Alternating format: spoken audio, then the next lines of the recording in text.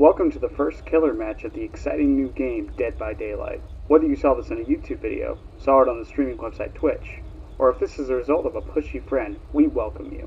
I will be your personal guide to help you get started. I'm the fake Bennett, but you can call me Bennett.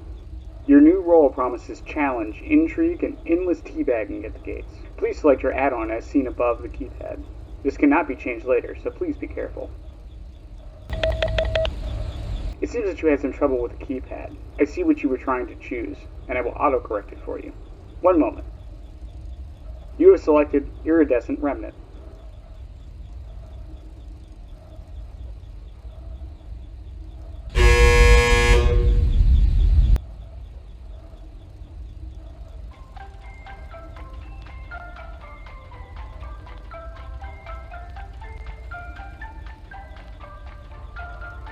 You can now start the game using the bright red and obvious button. Let's get to work.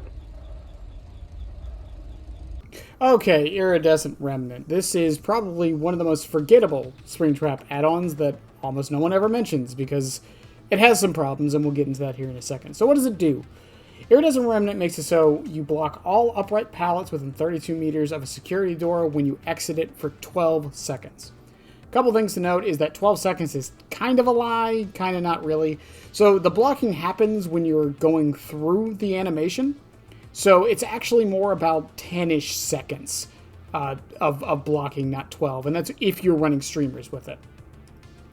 Now, something to note is that it's also only upright pallets. It does not block down pallets or windows like it used to on the PTB, but they did expand the range. On PTB, it used to be 24 meters, I believe. But yeah, so what are the use cases for this? So Iridescent Remnant has a lot of problems when it comes to using it well. So some things it can do is obviously it can stop pre-dropping before you come through a door. Believe me, this is something you will notice happening depending on the survivor. Once they see the blinking, they will pre-drop a pallet if it's right next to the door. It happens way more than you think it does.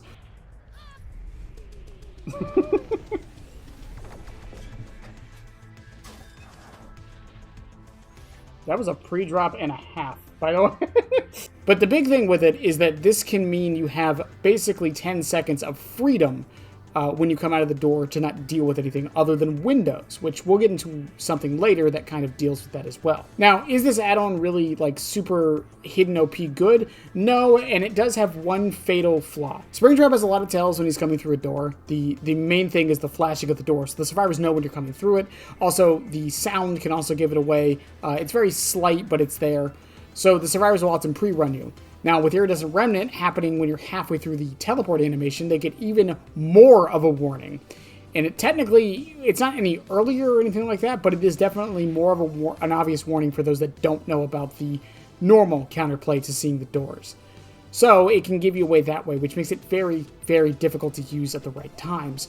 On top of that, one of the ways that me and many other Springtrap players will use doors is often going to the door next to the one we want to go to get the undetectability to walk up on survivors, so they can't just pre-run you away. But with Iridescent Remnant, you can't really do that. I mean, you can, but you're not getting the most value out of it. So I do want to go into a couple use cases that it does have, which the biggest one obviously is stopping the upright pallets. Now, like I said earlier, the problem with this is that you're not stopping windows. There are some things for this. One, you can run Hex Crowd Control. I often run Iridescent Remnant in a Hex build with Blood Favor, Crowd Control, and Undying. This basically means that the survivors have no resources to use once they've used them originally. So Iridescent Remnant lets you go through the door, you hit someone with either an M1 or an M2, and then all the pallets are blocked from Blood Favor. If they use a window, they can only use it once because of Crowd Control. Problem with this is it's very risky because obviously it's a Hex build, but you'd be surprised how well it can work out.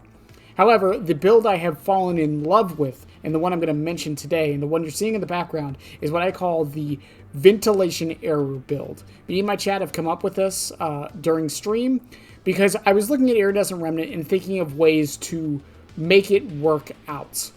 And we found the perk that can do it, because we found one, a good one. Cruel Limits.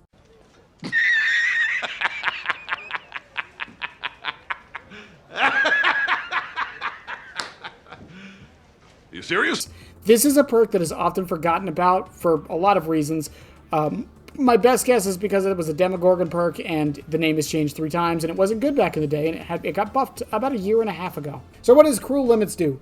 Cruel Limits makes it so whenever a generator pops, every window on the map is blocked. They cannot be used by anyone for 30 seconds. So, combining this with Remnant, when you go through a door next to a gen that has popped, they can't use any of the upright pallets and they can't use any of the windows. They're just free game. They have no resources. You're just running them down. So some other things to combo this with is batteries included, so you get movement speed next to that gen that just popped, as well as deadlock, so more than one gen doesn't pop at a time, so Cruel Limits doesn't reset its cooldown, and then Tinkerer, so you know when the gen is about to be done, you can sit in the door and wait and then surprise them with this. Is this a really meta build? No, not really, but it leads to some funny moments, and you'd be surprised how snowbally it can end up being. And in my opinion, it's probably one of the most lore-accurate Springtrap builds in the entire game. I've seen a few, but this seems like the most accurate. And if you know why it's called the Ventilation Error build, kudos to you. The add-on you want to combine this with is Streamers mostly, but you can combo with really anything. Streamers just makes the most sense. It does save you that 0.4 seconds, so it can make the difference when coming through the door. Another good combo with Iridescent Remnant is Bonnie's Guitar, because it lets you know which gen to go to when you're running it in a build like the Hex build or the build I just mentioned with the Ventilation Error. It basically gives you a pseudo-lethal pursuer without having to run it, which can be very, very helpful. But in general, Iridescent Remnant is not one I highly recommend, but it is a different playstyle, and I think it does fit the moniker of an Iridescent. There are some changes I would like to it. Either A, give it a longer time, maybe 15 seconds rather than 12, or B, make it so it doesn't activate until you are fully through the door. One of the two, and I think this add-on is perfectly fine. I don't think it would be too oppressive. It has plenty of counterplay, mostly because it's only on upright pallets, so Springtrap is doing this in areas that he hasn't been to yet. So there's things like that. Plus, it's interesting that we found a combination with it that worked out so well. I keep saying this about a lot of Springtrap's add-ons, but the fact that they are so unique in the sense that you can build something around it and make it work in a unique way from every other killer is something I love about add-ons in general, and something that's not as common as you would think on some other killers. But Springtrap fits the bill with almost every single one of his add-ons, apart from the boring ones, which are mostly just number tweaks that kind of still have their use cases of buffing the other add-ons. Unless, of course, your office phone. Then you're just the worst thing on the planet and should be changed to the end of time. Office phone is bad. But, as always, let me know what you guys think of Iridescent Remnant. I know it's not really a controversial one, but a lot of people don't really like this add-on, and for good reason. Again, it's not very reliable, it gives you away, and it leads to you playing in kind of this weird pseudo way of you have to kind of pre-plan ahead. One thing I will say before we do head out is that 32 meters on it is nothing to be scoffed at. That is much farther than you think it is. And yes, the survivors can pre-run you, but can they pre-run you 32 meters away unless they have sprint bursts? But you can combo with Mindbreaker to help with that. You'd be surprised. But in any case, I'm going to leave you guys with some games of me using the Ventilation Error build because it's so much fun when it works, and I really do want to showcase it off a bit. But let me know what y'all think. I love y'all. Have a good one. And yeah, bye. A fucking watermelon. That's true. It's perfect. Streamers does kind of feel nice, though.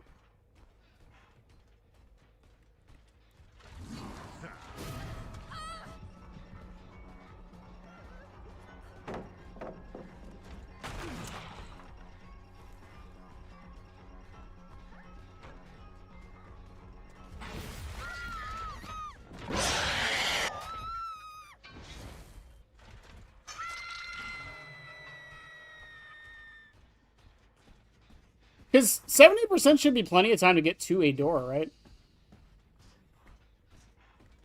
Oh, you went down.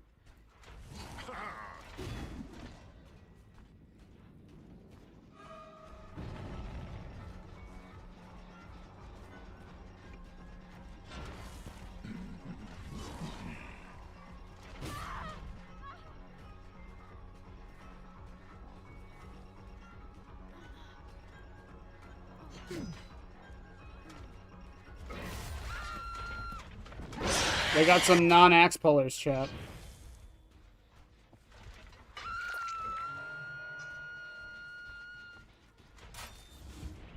Stop calling me a watermelon.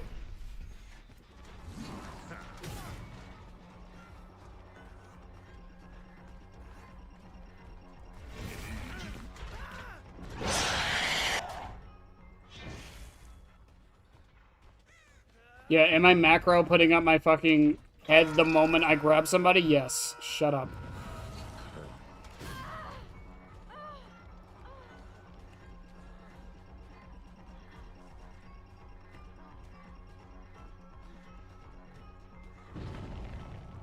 Claire, you don't want to do that. But why? Why would you do that? Why would you do any of that? Oh, shit, decisive.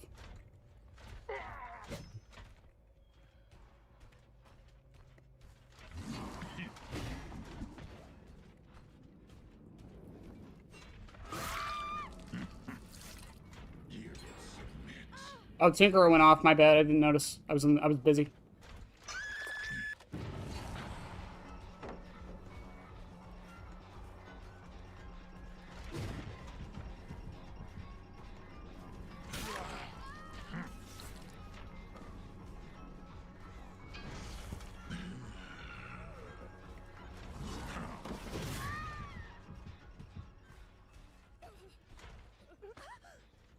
I was waiting on standby for the thingy.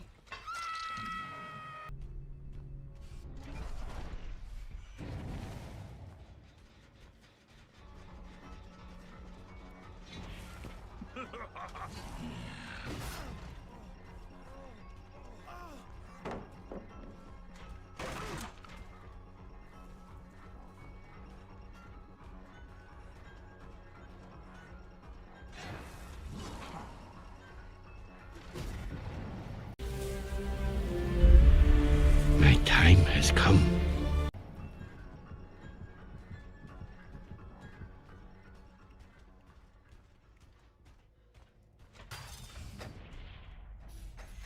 I believe it was this gen. We just wait. We wait. We wait. We wait.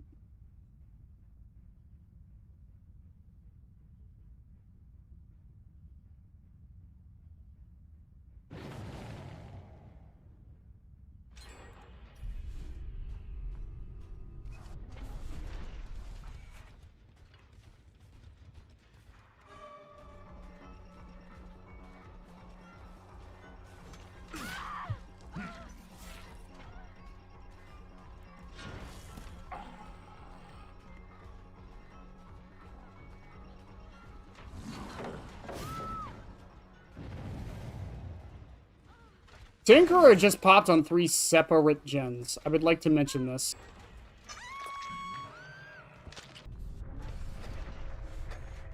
What are you gonna do, Chris?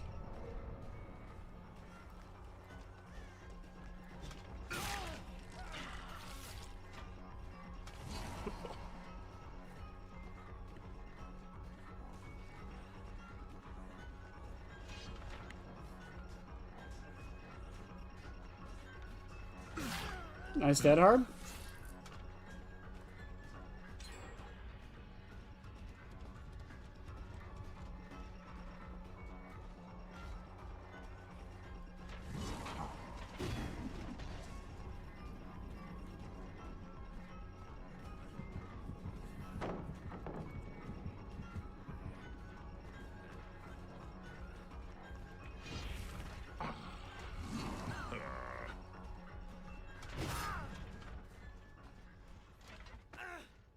Ooh, 1 gen left.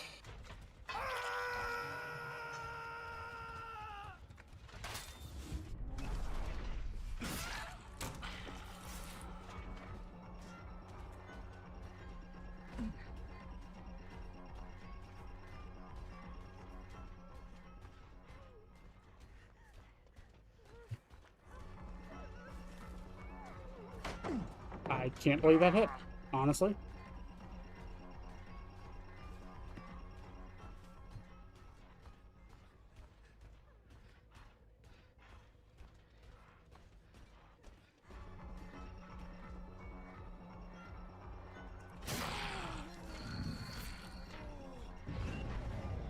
Two, three, four.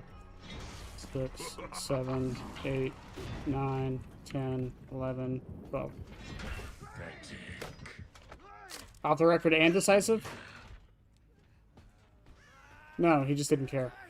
Okay.